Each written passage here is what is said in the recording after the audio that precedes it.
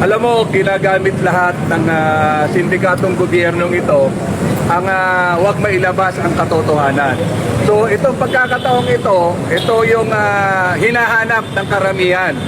At siguro mamaya pagtapos nito, mabubunyag na, mababalatan ang mga nag-aanyong nagpupunwaring mga honorable.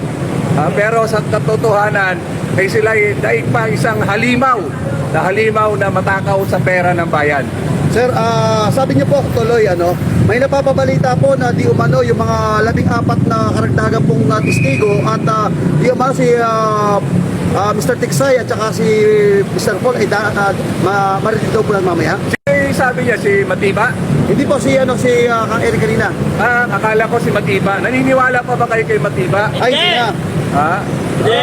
Hindi. Yun naman ang isa sa mga pamamaraan nila na pananakot. Saan ka nakakita? Yung mga testigo ginigipit. Samantala ang testigo dapat proteksyonan. Meron tayong witness protection program eh.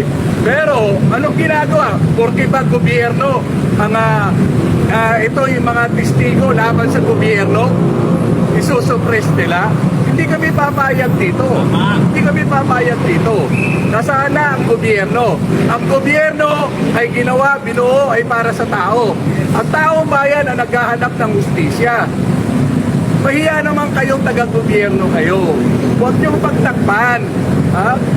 Yung mga nagtatakip sa mga anomalya at katarantaduhan sa gobyerno, ibig sabihin, kasapwat kayo rito.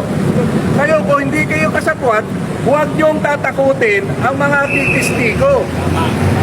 May batas tayo dyan. Kung tutusin, merong witness protection program. Ngayon, porque ba ang gobyerno ang may anomalya? Gagamitin nila lahat ang lakas ng gobyerno? Palagay ko naman hindi napapayag. Mas malala ito kaysa tatay niya. Mas malala ito. Dahil ang tatay niya, sakit na ang problema. Ito, may mental health problem na, sabi ng ate niya. Dahil sa kagagamit na illegal na droga. Ito ho, makikita nyo. Yung mga may pamilyang, may mga membro ng pamilya na biktima ng droga, alam nyo ang sitwasyong yan. Alam nyo kung paano idinudulot na problema sa inyo ang mga anak nyo na biktima ng droga. Ngayon, taong bayan na, buong bansa na ang biktima. Hindi pa ba kayo magigising? Kailan pa kayo magigising? Kung kailan lugmok na tayo? Nasaan na ang pagiging Pilipino natin? Lahi tayo ni Lapu-Lapu, lahi tayo ni Andres Bonifacio, lahi tayo ni Jose Rizal. Okay, sir, sabi niyo po matutuloy, sino-sino po yung mga expected na darating ngayon sa kasakali matuloy po? Lahat ng tumitindig sa hustisya at sa katotohanan ay darating. May question? Tanong? Kung sa ngayon ay parang kulang ng witness protection po sa mga whistleblowers, hindi kayo makapekto na dito pa sa mga susunod na magpapalita tulad ng Luna 7, hindi pa po nagpapalita. Hindi kayo makapekto sa kanila, sir? Dapat magising na nga tayong taong bayan. Yung witness protection program, patas po yan. Ngayon, ibig sabihin, porque ba ang binubunyag nilang anomalya ay ang gobyerno mismo. Kaya ang kalaban natin ibig sabihin dito, taong gobyerno. Yung namamahala sa gobyerno. Dahil yung gobyerno, itinatag ito para sa tao. Sino nagpapagulo sa gobyerno? Yung nagpapatakbo ngayon.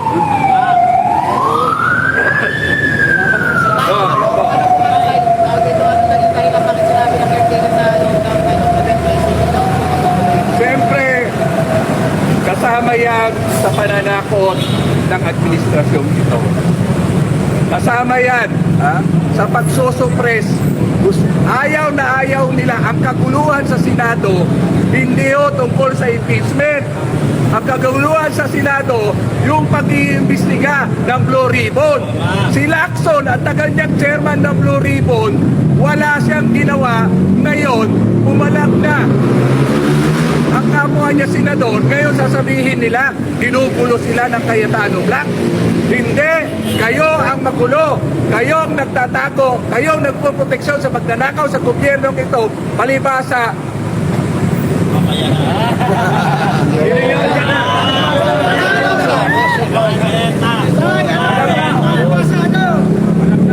Alam nyo na. Okay. Salamat. Ayan. Ay, dumating.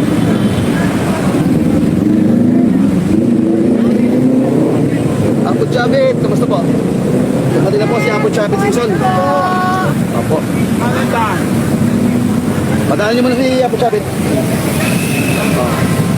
Padaanin mo natin, dumating na po mga kabayan. Manong! Ayan na po. Dumating na po si Apo. Tabi.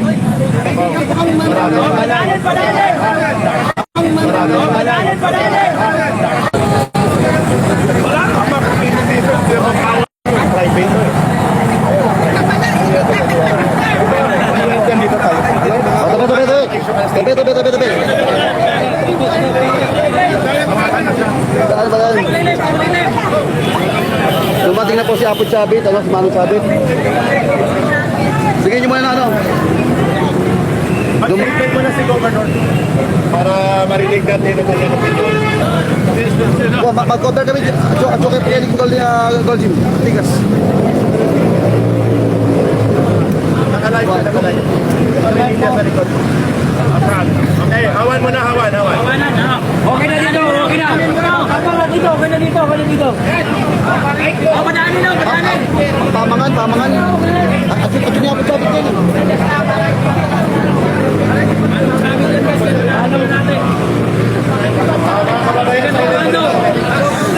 Lumaweta mo. Sige po, balikan na kayo. Okay.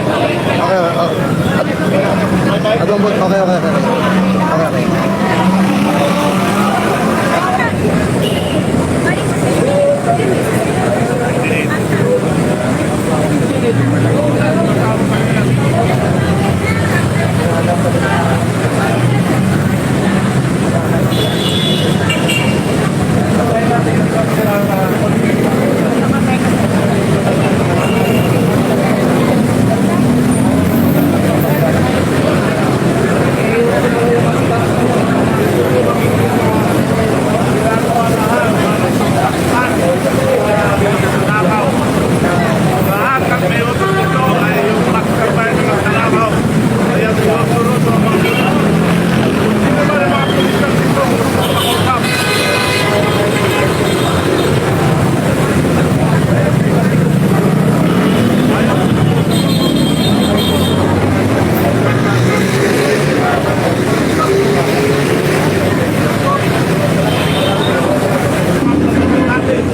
Mga senador, mga opisyalis, pinapagalit ang file ng sinusunod.